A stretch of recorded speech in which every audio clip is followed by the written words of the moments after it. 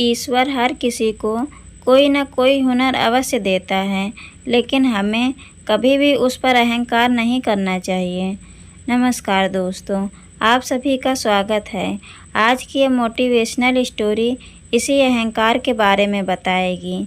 तो चलिए आपका ज़्यादा समय ना लेते हुए कहानी को शुरू करते हैं। एक समय की बात है, एक गांव में एक मूर्तिकार रहता था।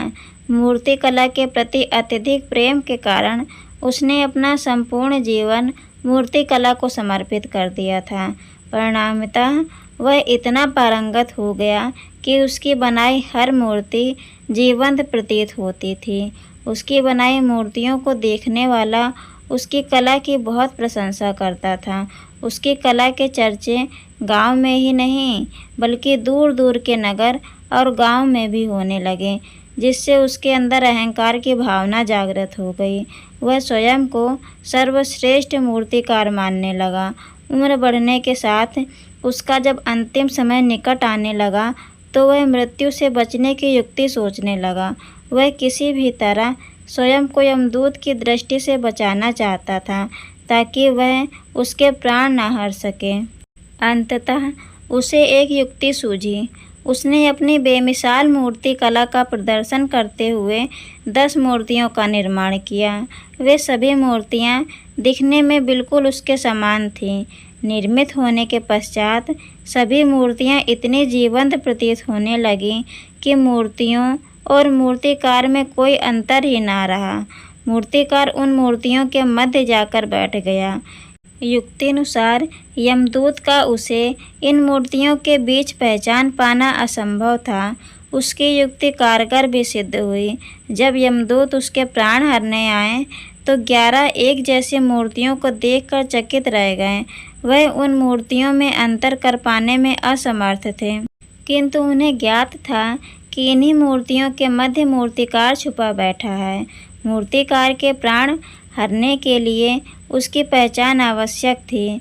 उसके प्राण न हर पाने का अर्थ था प्रकृति के नियम के विरुद्ध जाना। प्रकृति के नियम के अनुसार मूर्तिकार का अंतिम समय आ चुका था। मूर्तिकार की पहचान करने के लिए यमदूत हर मूर्ति को तोड़कर भी देख सकता था, किंतु वह कला का अपमान नहीं करना चाहता था।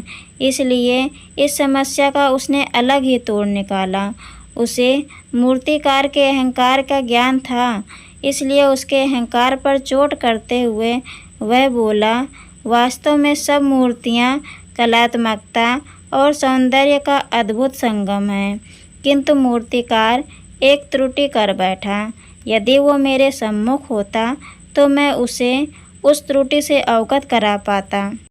अपनी मूर्ति में त्रुटि की बात सुन अहंकारी मूर्तिकार का अहंकार जाग गया। उससे रहा नहीं गया और वह झट से अपने स्थान से उठ खड़ा हुआ और यमदूत से बोला, त्रुटि?